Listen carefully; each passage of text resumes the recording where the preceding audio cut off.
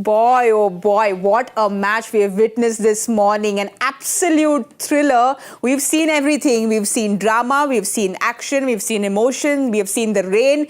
We've seen everything, and we've seen Afghanistan go through to the semi-finals, and Australia have been knocked out. We're back at Cricbuzz Live. I've got Joyda and Michael. What was this match? The pendulum kept shifting every minute because even up until the last ball, we were wondering what was happening.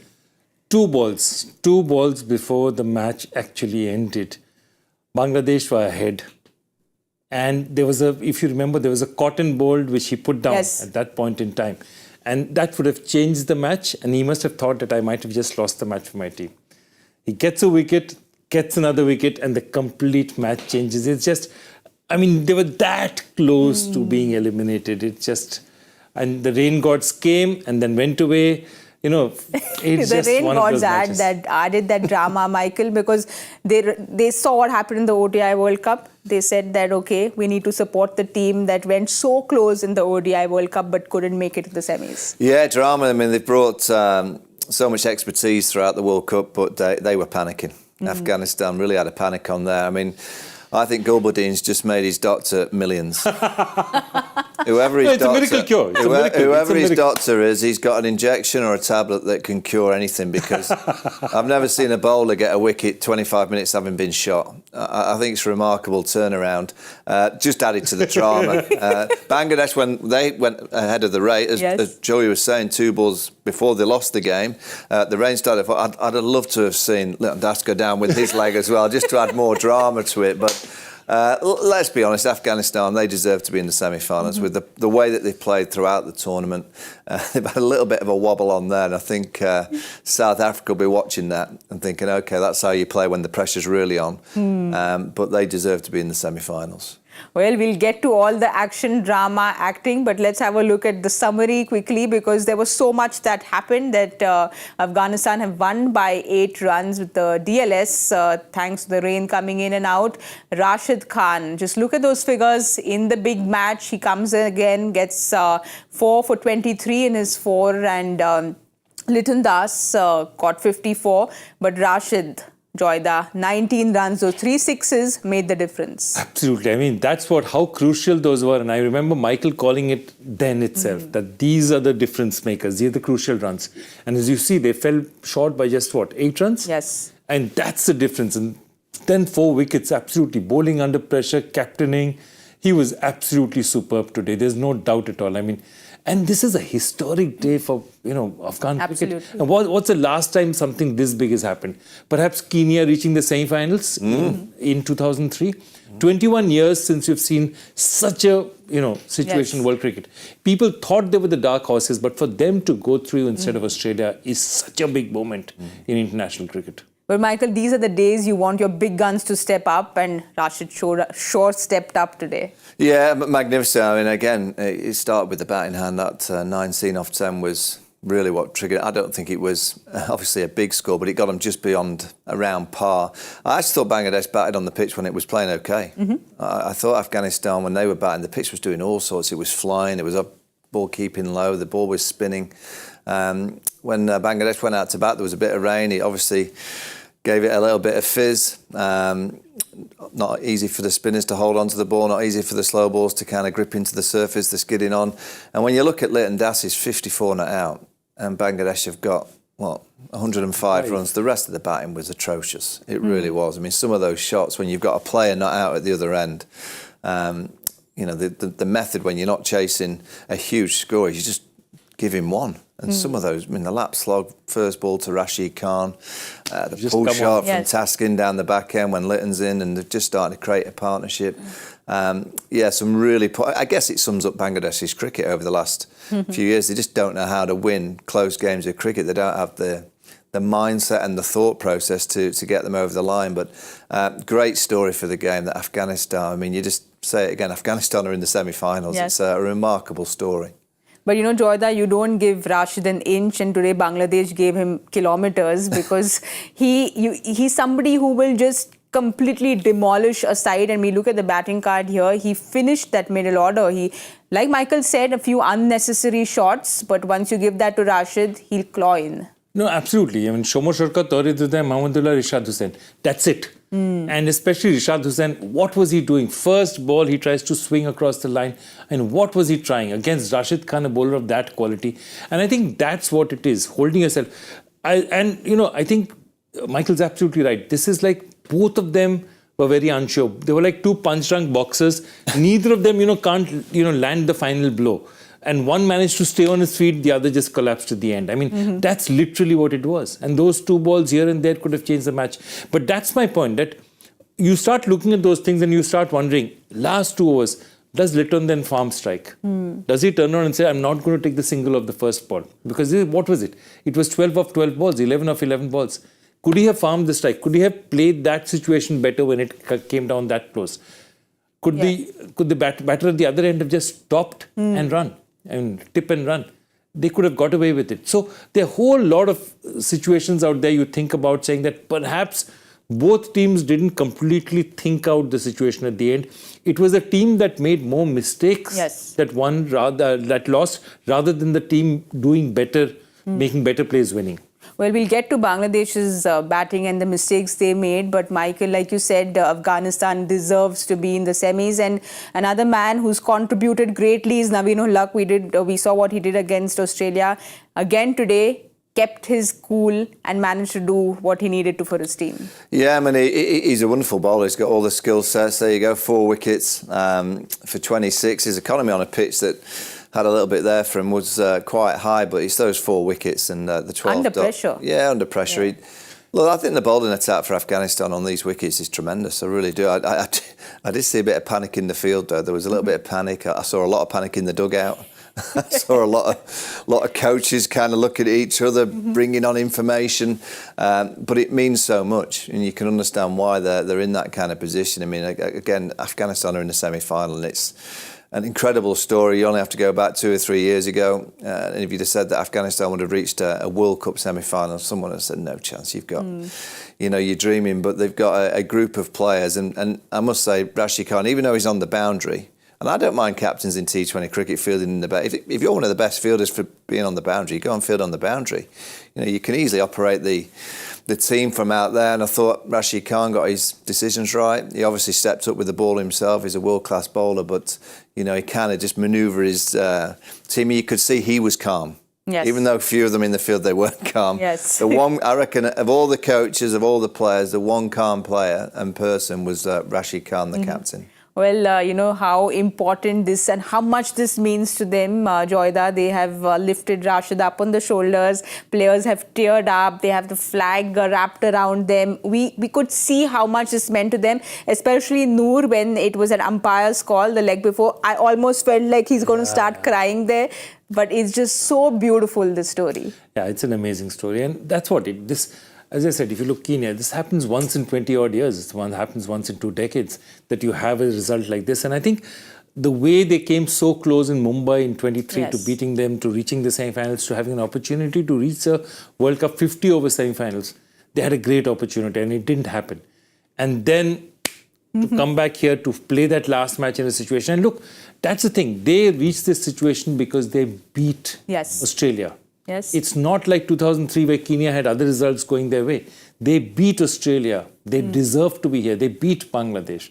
And I think that's what they look at and take strength from.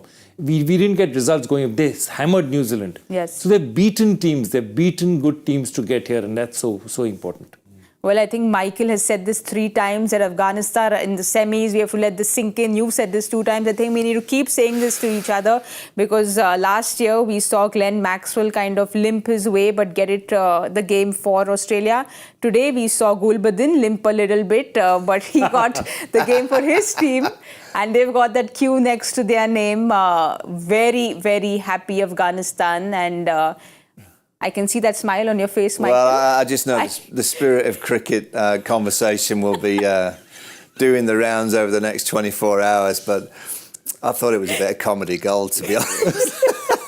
And I can only imagine all the Australians watching that and thinking, oh, look at him. He's suddenly been shot at first, and then he's stretching over, and then 3 minutes later, he's back on bowling. Sprinting in and coming to I think the next time you're in the studio with him, just talk to Adam Gilchrist about spirit of cricket. You're going to get a reaction out of that one. But we're so used to seeing this in football. This little bit of a performance, if I can say, because he came back and bowled so well after that.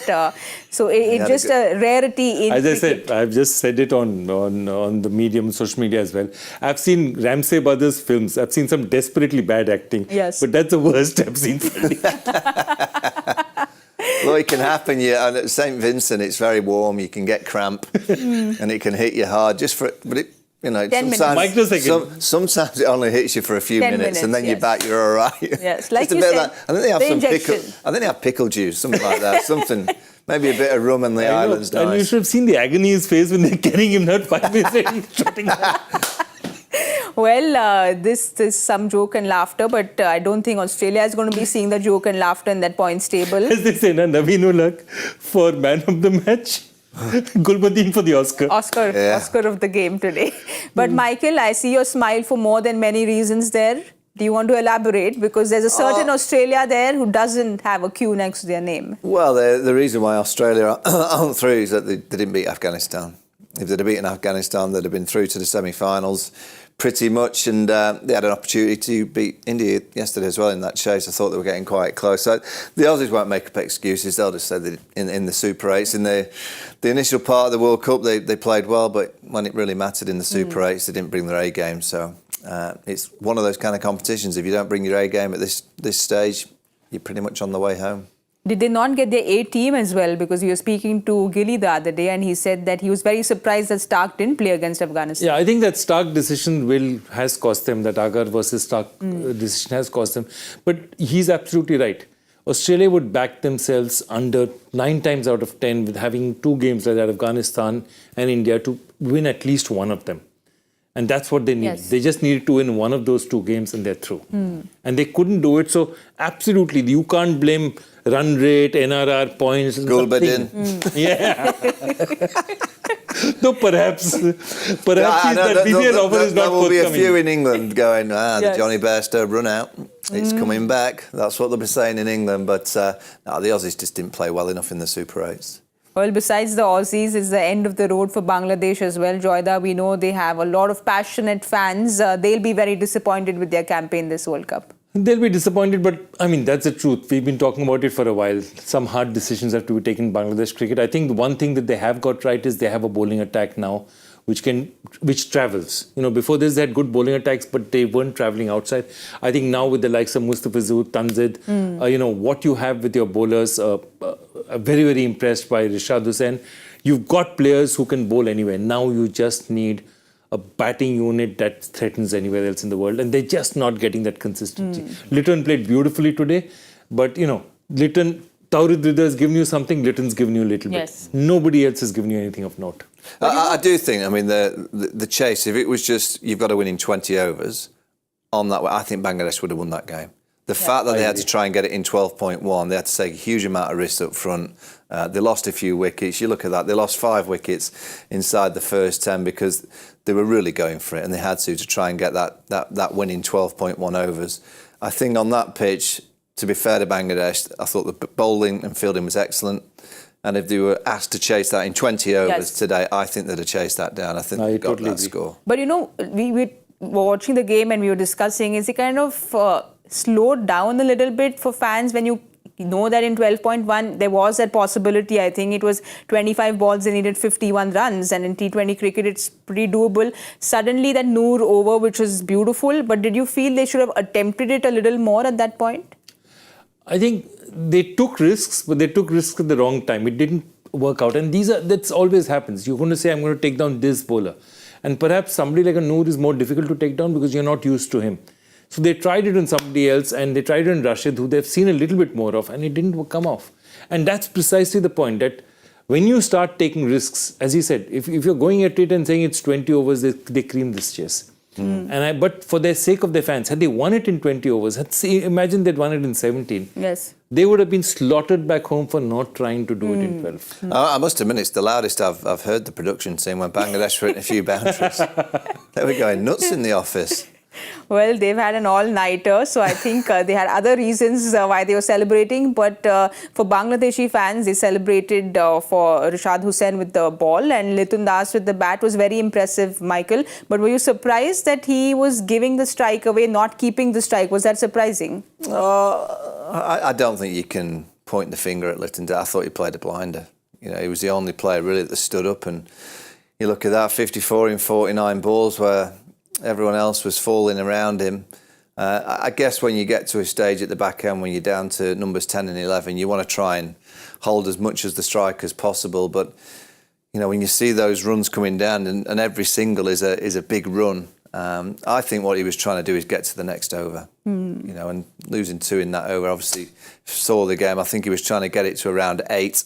And then he was just going to see out the game himself. But no, you can't point the finger at him. I thought he played great. Well, Joyda, this can be a little controversial, this question, but the campaign's over for Bangladesh. Where are they headed? Where is their future? And especially Shakib's future, considering he's played the first T20 World Cup. Shakib is probably the greatest Bangladeshi cricketer of all time. But I think now he's had a wonderful career. It's time. I think he needs to move on, because not for anything else, but because the shadow of those old cricketers is too big on this team. This team needs to go there, and this team now needs to play without that huge burden of expectation of their fans, which they always have when they play. And for a while say, this is going to be a young team, let them lose a bit, let them find their legs a bit.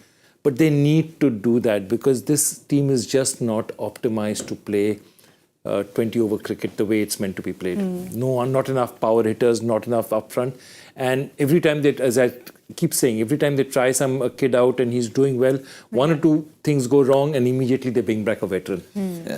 They need to just get away from the shadow of their veterans, because those veterans have done a wonderful job for them, the likes of, Shakib, Tamim, Mahmudullah, all these players have done, Mushfiqur, they've done a lot for them. But there's a time and place that's over now. Now they need to move forward. The big thing for Bangladesh cricket is playing on better wickets at home. Yes. And if you look at a lot of the teams that go to Bangladesh, they get beat because the pitches they're grubby. They're not great pitches. And I think what Bangladesh cricket needs is a bit of power. And the only way you're going to get a trust in that game and that style is to play on good wickets. So your younger players that are coming to play for Bangladesh at home are playing on wickets that they can whack the ball out the ground. And also then your bowlers don't just have to lob it on a length and the pitch does the rest for you. I think if they can produce better wickets at home, I think they'll end up travelling away from home that little bit better, rather than just completely put it all in their own favour when teams go to play them in Bangladesh. And they get wins, and that's fine. But if you want to go and compete around the globe, I think Bangladesh need to look at the pitches they're playing at home. Well, they have won only 14 of their 45 games, so win percentage of just 31 outside of home. So that clearly is a problem. Yeah, absolutely. Win percent 31 at home, 67% at home. Tells you a story that this is a team that doesn't travel well. And they will never travel well until their pitches at home are better. Yes. And I think that's what. They just have to take a long-term outlook and say, okay, we've been sort of mid-table mediocrity. Let's assume we'll do nothing in the next 2 years. But when we come back in those 2 years, we'll build a core of players. This core, who's this 2019, 2020 under-19 core, they've given a lot of players, Tori, a lot of the young players today, Tanzim, they're all from that generation. Shariful. So get them together, say, okay, it's yours now. All right, we finally got our 4 semi-finalists this morning. So let's have a look at number 1 and talk about the first semi-final, which is going to be South Africa versus Afghanistan. Michael, you had said that I don't think any team would want to play Afghanistan in the semis. I think yesterday you said that South Africa would rather play Australia than Afghanistan. Yeah, I mean, it's in Trinidad, it's at night. I did see a bit in Afghanistan today, though, if you can get them under pressure. Yes. I think there's something there that South Africa can work with. I'm intrigued to see how South Africa play. Because every game I've watched them in this World Cup, they've looked nervy, but they've won. Now you're into a semi-final. You're into the semi-final stage, and there's that massive tag and there's that massive weight on the South African team is that, they just don't want to fail again. And you wouldn't mind failing playing well. But you just wouldn't want to fail in a South Africa case if it was like the other day when they were chasing down that score against the West Indies. Like, oh my God, they're going to lose this. How are you going to lose this? But they have to play with a freedom. I love Markram against the West Indies, his bowling options. I thought he was fantastic because he did think out of the box and he went with a lot of spin and, you know, it's something that I've not seen from a South African team. So I do think they've got a captain that's very, very clever, which is going to help them. The pitch in Trinidad we've seen a couple of times. I don't think it's going to be a 180, 200 kind of wicket. It's probably going to be 140, 150. So I do think that style of score suits Afghanistan because I think their batting unit is a 140, 160. Anything beyond that, and if South Africa get beyond that, I just don't think Afghanistan can chase that down. But I'd say South Africa are favourites without any question. They've got pretty much everything covered. But I wouldn't want to face Afghanistan. That bowling attack is very, very hard to get. And also, Joyda, South Africa, the opening has been a worry. So they have been kind of dependent on their middle order and then dependent on their pacers to step up. Absolutely. Even Miller's not been great. I mean, in that sense, as I said, their middle order has got to give them something. Their pacers have been absolute. I think their bowling unit has done really well for them. And I think Jansen gives them that balance. You know, it's rare seeing a South African team without too many all-rounders, but Jansen is just the sole all-rounder but in these conditions, Markram comes into play as well. And remember, if you look at in terms of ICC tournaments, Markram is the only South African tournament winner. I mean, he won the under-19. So he is perhaps the best South African captain for a while now. Yes. And he's been excellent throughout this tournament. So if they can get it, Quinton de Kock is a big game player. He tees off in the semi-finals, it's game over because he's capable of giving them that 160, 170, which is beyond reach of somebody like in Afghanistan. So I think he's very, very key. This is now the time for the big performance to come to the table. I'm interested in what they do with Reza Hendricks because he's had a really poor tournament. He's just not been able to buy one. I mean, he got out first ball caught down the leg side off Andre Russell just a few days ago. And that's a big call. Do you go with someone who has got no runs but you think you're going to back him because he's due? Or do you go with someone like Ryan Rickerton who's just fresh out of the box? Yes. You know, it's a real deliberation as a selecting unit and as a captain to kind of go through the psychology of is it better to have someone out there who's got baggage from this tournament or is it better to throw in someone that's just got no baggage, fresh mind and can just watch the ball and react? It'd be interesting to see which way they go with that. Let's have a look at Afghanistan's squad and see what you all think on this squad. The big question though is... Gulbadin can't be fit. Is he going to be fit? He can't be fit. So, Joyda, you think he's going to be fit enough to come back? I think there's a really good doctor in physio in that camp. And a little birdie tells me that perhaps he might be fit enough. No, but jokes aside, I think their formula is very simple. What they're doing is going in with 8-9 bowlers, seeing their options. So Karote didn't bowl at all today. Doesn't matter. Karim Jannat doesn't bowl today. So that's the kind of choices that they have. Karote will not... I mean, I think they want to play him because it just gives them a whole lot of options. And I think they'll want to attack. None of the batsmen, as I said, what's your only other option? That you play Hazratullah Zaza in the middle. But I think they've got a winning formula and I don't think they want to change from it. A lot of all-rounders in the middle and let's see what happens. Let's try and get them out cheap. 140, 150 we can chase.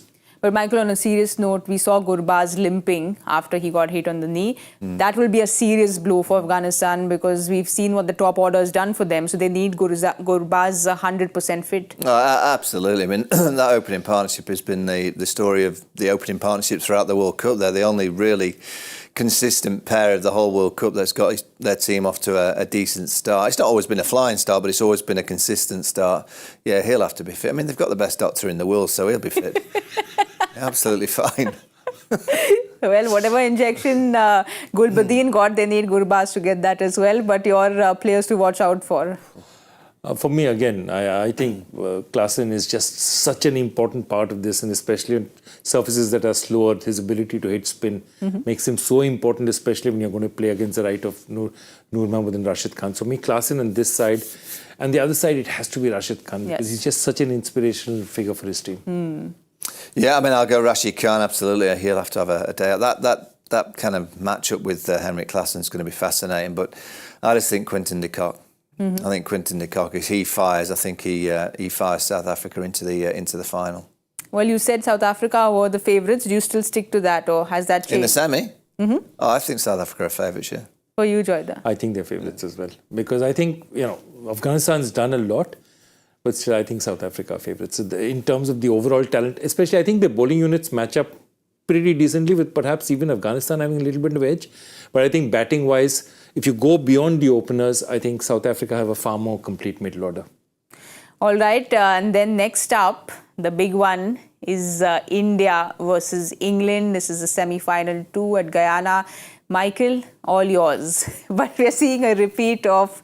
there's no point talking about the teams because both teams will go with the same team. Can't imagine that India are going to change. I can't imagine that England will change from what we've just seen in Barbados. I guess depending on the pitch. We're not too sure what Guyana is going to bring. I mean, I believe there's a bit of rain around, but I think it's intriguing that we're going to Guyana for the first time and it's a semi-final. Yes. You know, Trinidad, we know what that pitch is going to play like. Barbados in the final, we've got an idea of how that's going to play in the day, but you're going to Guyana and it's a day game.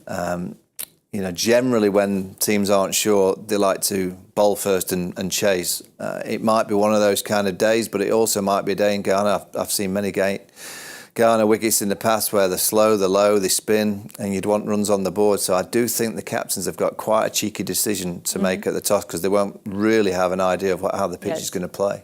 I have just one question for you. 16 runs scored in 6 matches, 10 overs bowled, 1 wicket. That's what Ravindra Jadeja has done for you in this tournament so far. So all I'm asking is, do you see an opportunity there? There are 2 ways you could go. If you were captain, one is Chahal, go with another spinner who maybe gives you a little bit more. Or you could go in with somebody like a Siraj as a fast bowler. Because remember, when wind played a factor, they were stuck. India was stuck because they didn't have the third seamer to bowl from one end. Yeah, the only thing is Jadeja's batting is a little bit of, you know, it's depth. And Jadeja against England has had success. Okay. So you stay with Jadeja? I'm staying with Jadeja. Against England, he's had a huge amount of success against England in all formats of the game. And he's batting, he's bowling, he's fielding. Sometimes you can't just look at what he delivers with the ball in hand because, you know, he offers probably 5 or 7 runs saved in the field. No one ever adds that up into the equation list at the end of the game. And obviously he's batting, he can strike you a 19 off 10 like Rashid Khan did today for Afghanistan. So I don't think they'll change. I mean, the top of the order, Virat Kohli, the top opening. Yashasvi Jaiswal, I know that's the elephant in the room. You're not allowed to talk about that, but I will. I'm just saying. Who's stopping you from talking? I'm just saying. That's a big one, Michael. Yeah, that's a big one in a semi-final. Yeah, and it won't change. But I'm just saying it is a debate that, you know, is worth having. Is Yashasvi going in first, left hand? But I'm pretty sure both teams will be exactly the same. Well, we'll have to keep this debate for a little later on Thursday. But Joyda, we'll have a look at England's squad. The best news for them is Buttler coming into form into the semi-final. But what's impressed you the most? So Buttler coming into form, absolutely. It's very important for them because I think for them, it's terrible to see Will Jacks miss out. But I think now they've got the balance. And I think Harry Brook gives them some quality, or especially on the slightly dodgier pitches, he gives them a certain amount of ability with the bat. That's really important in the middle order. What's big for them is that Chris Jordan has succeeded. Yes. Chris Jordan succeeding, you know, very big for them. Remember, the finals also will be played at the same pitch where literally he grew up 20 kilometers from that pitch in Barbados. So Chris Jordan, again, important, understands conditions, has played a lot of cricket in this part of the world. He's also back, he's in form. So that means you've got a complete bowling attack. You've got 2-3 all-rounders out there in the middle who can make a difference, can whack the ball as well. And you've got some aggressive batters up front. So this is a really good unit. And if you look at it, I mean, I feel England is the team that matches up best to India in terms of ability. I feel these are the 2 teams they're the strongest 2 teams in the tournament on current form. So it'll be a Titanic clash. Don't rule out Reece Topley bowling the first over, Sam Curran bowling the second over. All 2 right. left armers to Rohit Sharma. And don't rule out them having square leg on the boundary, bringing third up, maybe having cover point back and just bowling pretty much straight and try and get an inflicking cut at square leg. All right, we'll see what happens because Rohit Sharma did play Mitch Stark very recently right now. He did, but you he know bowled what happened there. He bowled wide. I'm just saying, Reece Topley, he'll try and swing it back into the pads and Rohit's been naturally flicking up. And the Australians actually last night, I was surprised they had fine leg back and they had square leg in. England will have square leg back and fine leg up. All right, then your players to watch out for the big day. Jos Buttler, back in form. He needs a day out for India. I keep saying it's Sky. I just think he's the one. And Adil Rashid's been magnificent for England. He's been really the pick. of the England bowlers consistently throughout this World Cup, and I think Sky's got the ability to hit that first over, and if you hit him in his first over, you put England on the back foot. For me, Bairstow again, middle order, bustling, intimidating. Yes. In big match days, you need somebody who just walk down the crease and do things to you. Bairstow and Bumrah for me, the two. And Bumrah, of course, Mr. Consistent. just goes without saying. What he gives for you match after match is unbelievable. Well, I'm already getting nervous thinking of this match. My heart rate has just about come to normal after what we've seen this morning. Thinking about India-England's already getting it up there. So I'm not going to do that. I'm going to have a look at our guessing game. I don't think we had a winner in the English studio, but I think Zach... No, you won. Joyda won. Sorry, everyone. There's too much. Zach did at the end. Well done, Joyda. Let's see where you've gone. BP has gone up. Michael, where did you go? I've had a terrible... Look at that, I'm right down. How did you drop down so much? I don't know. 2 misses, yeah. Ooh. But Zach has also dropped. I don't think Dooley should stay at the top. I just think that's a bit... Now, Dooley's not going to come. Dooley, even if he's offered a ticket back to the studio, he's not going to come. Well, before we go to answering the joy factor question of our day, Joyda, I want you to give us a little story on India's first World Cup win. Today is the 25th of June. Absolutely. 25th of June. It's so many things. So first and foremost, today is the day in 1932 where India played its first test match.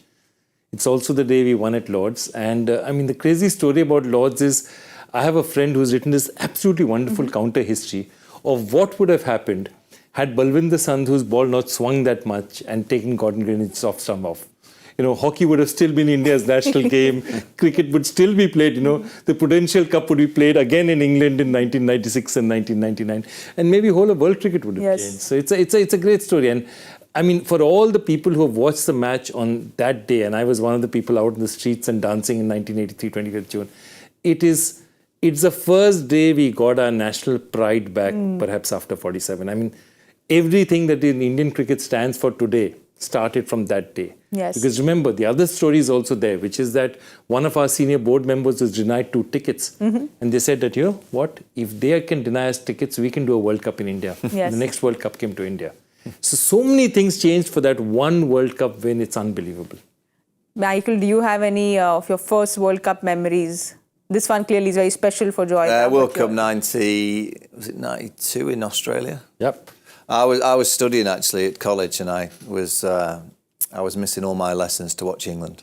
Got to the final. Obviously, there was Imran Khan and Pakistan in England's way. Neil Fairbrother, he got a 60 odd, and then Wasim Akram produced probably 2 of the best balls that I've ever seen. One, I think it was to Alan Lamb, that swung right back in, or it might have been the one that went away from Alan Lamb that knocked the off stump out of the ground. And the one that came back was maybe to Chris Lewis. It was Chris Lewis, absolutely. Yeah, so I saw a bit of Wasim Akram at his finest in Melbourne. So 1992. Well, some great World Cup memories, and today's been a great memory that Afghanistan will look down upon many years later. Rashid Khan had something to say at the post-match. Let's have a look at what Rashid had to say post the match. It's something like a dream for us as a team being in the semi-final. The belief came while we beat New Zealand. I don't have any words to describe the feeling. The only guy who put us in the semi-final was Brian Lara, and we proved it right. I told him we won't let you down. I can picture Rashid, a very emotional Rashid saying this. We saw all his emotions coming out. But again, it's just so nice to see him going back, remembering the legend and what he's done for the team. No, absolutely. That kind of feeling, that kind of relationship that you have. And it's amazing. You see Rashid's journey, and he's a captain. And look, he's only 25. You think he's been playing forever, but that's what it is. And that's the other scary part about this team.